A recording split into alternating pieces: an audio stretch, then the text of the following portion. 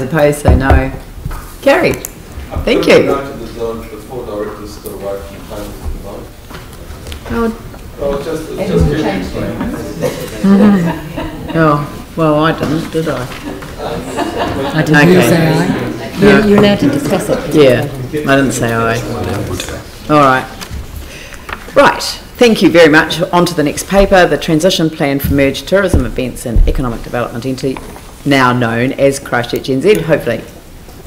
So the transition plan paper, it attaches the paper from the board about the transition itself, but then there's some additional amendments as some issues with the reporting relationship with Christchurch have been thrown up by the transition work.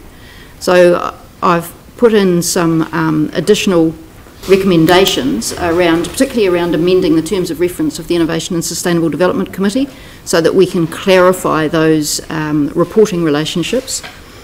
The Finance and Performance Committee already does have within its terms of reference that it has oversight of council-controlled organisations, so there is no need for any changes there. But I haven't specified what those changes should be because I think we should have a conversation about that.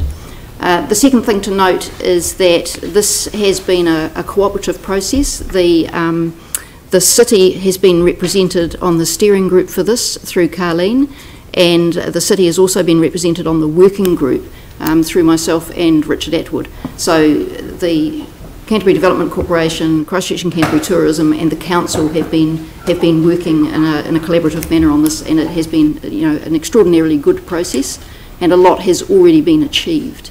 So this is the plan really to take that a step further and implement the new organisation. And I think, is Therese or Tom, do you need to say any more? Maybe just answer questions. Phil? Thank you, and I'm aware there's been a huge amount of work gone into this, and this is like a transition plan. One comment that I'd make is around the outcomes, and that's on the decision paper part, our page 213. It refers to maximising social, cultural and economic opportunities for Christchurch, and when I look at the purpose part, which is on our page 202, and looking at where the objectives are, there's clearly a gap there. Now I'm aware that this is a transition plan, so we need to see how those additional outcomes besides the economic ones will be achieved. So is that sort of like work that the new entity will do, Tom? So broadly the purpose outlines the immediate focus of the entity, but that will be done with a specific view and a thought fell around, in particular, those social and community outcomes, which really ties it back to council and the long-term plan and that shared vision of the whole community outcomes. So it's inherent in the whole document.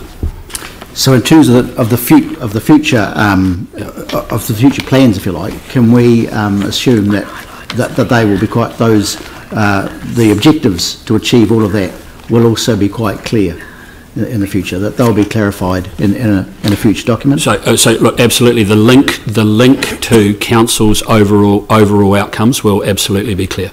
Yep.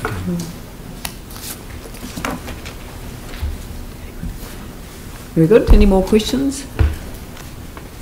Very good. Would someone like to move the motion? Not one of the T directors. Oh, Christchurch NZ directors. Dion, seconded by Jimmy Chen. I'll put that motion. All those in favour say aye. Aye. Those opposed say no. Let's